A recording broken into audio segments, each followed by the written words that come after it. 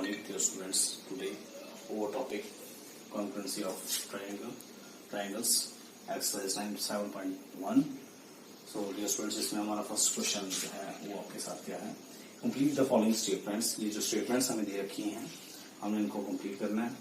So, first statement हमारे पास क्या है? Two line segments are congruent if दो लाइन सेगमेंट हैं वो कॉन्ग्रुएंट होंगी कब? देखिए स्टूडेंट्स, मैंने लास्ट टाइम आपके साथ डिस्कस किया था कि हमारे पास दो लाइनें जो हैं जब उनकी क्या होगी, लेंथ बराबर होगी तो हम उनको बोल सकते हैं कॉन्ग्रुएंट है. दो लाइनें तभी कॉन्ग्रुएंट होती है जब उनकी लेंथ जो है वो सेम होगी. सो डियर स्टूडेंट्स, इसके लिए हम क्या लिखेंगे? If they have same length.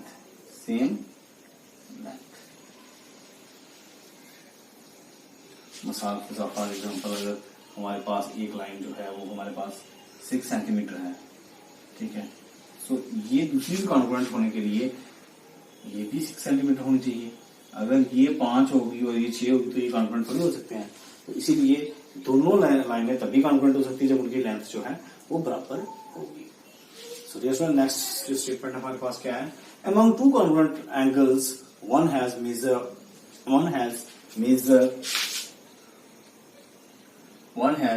of 70 degree. The measure of another angle is. बोलते हैं दो कॉन्ग्रुएंट एंगल है हमारे पास, उसमें से एक जो है वो 70 डिग्री का है. अगर ये कॉन्ग्रुएंट है, एक 70 है तो दूसरा भी कितना होगा डियर स्टूडेंट्स? वो भी 70 होगा. सो इसीलिए अगर कॉन्ग्रुएंट की बात आती है, अगर वो पहले ही कॉन्ग्रुएंट बोलोगे हमारे पास कॉन्ग्रुएंट ट्रायंगल्स हैं, एक का मेजर 70 है तो दूसरे का कितना होगा? ऑब्वियसली वो भी 70 डिग्री होगा. Okay dear students, so next statement हमारे पास है व्हेन वी राइट, जब हम लिखते हैं A is equal to B, we actually mean. हाँ, ये डियर स्टूडेंट्स हमारे पास क्वेश्चन पहले भी था, मैंने आपको पहले ही बताया था.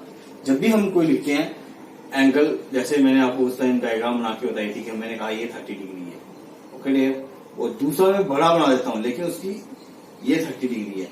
अब देखिए हमने इनकी लेंथ, इनकी जो आर्म्स है इनकी लेंथ पे नहीं जाना है, इसकी आर्म्स कितनी इनकी बड़ी है. हमारा एक्चुअली फोकस क्या होता है? मेजर ऑफ एंगल, ठीक है ना, इसका मेजर कितना है कि नहीं. तो जब हम लिखते हैं angle A is equal to angle B, we actually mean that measure of angle A is equal to measure of angle B. Measure of angle A is equal to measure of angle B.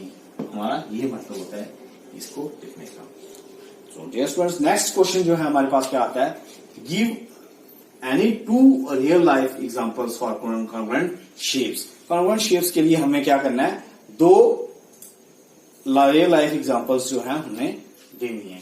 तो dear students, मैंने आपको last time भी बताया था आपको solution. आप लिख लीजिए. जैसे हम फर्स्ट लिखते हैं, हम दो कॉइन्स लेते हैं 5 रुपीज की, तो वो सेम होंगी. The two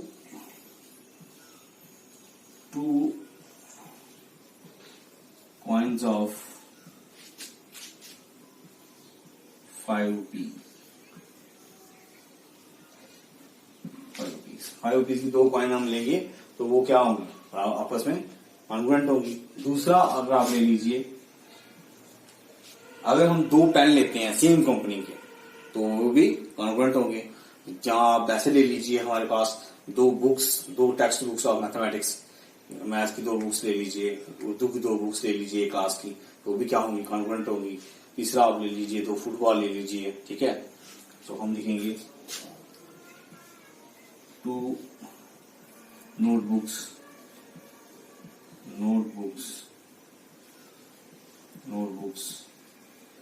of same company और ब्रांड.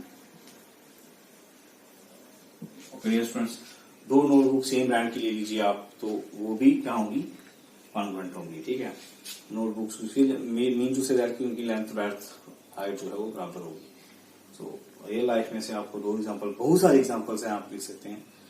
तो ये 2 एग्जांपल्स मैंने आपके साथ लिखी. सो इसके साथ डियर स्टूडेंट्स मैं आप क्वेश्चन नंबर 3 पे मूव करूंगा. Question number 3, if triangle ABC congruent to triangle FED under the correspondence ABC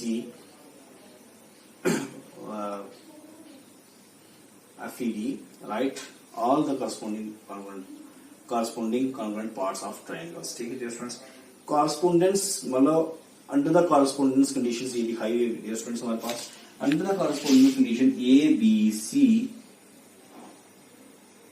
implies FED, which means that देखिए अगर एंगल लेंगे हम, एंगल अगर इसमें इसका मतलब ये हुआ एंगल ए लेंगे तो वो एंगल एफ के बराबर होगा फर्स्ट के पार, एंगल बी लेंगे तो वो ई के बराबर होगा, एंगल सी जो होगा एंगल डी के बराबर होगा. ओके स्टूडेंट्स, इसका ये मतलब है. So write all the corresponding parts corresponding parts of triangles. अब ये लिखा है हमने. तो सोल्यूशन किस तरह से लिखेंगे? The corresponding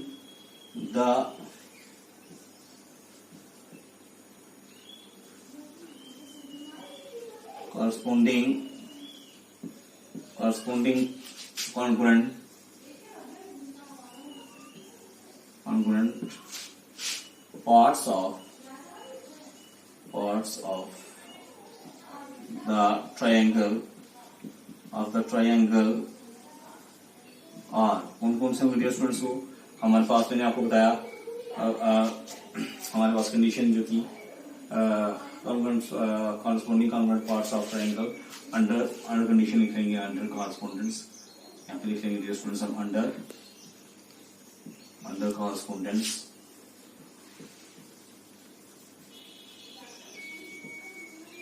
correspondence A B C F E D और कौन से होंगे dear students को?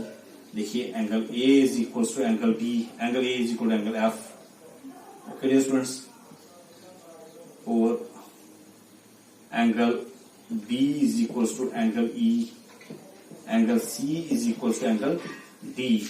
सिमिलरली ऑल्सो और क्या हो जाएगा हमारे पास इसी तरह से AB is equals to FE के बराबर होगा, BC जो होगा वो हमारे पास ED के बराबर होगा, और उसके बाद वैसे ही CA is equal to DF होगा, CA is equal to DF के बराबर होगा.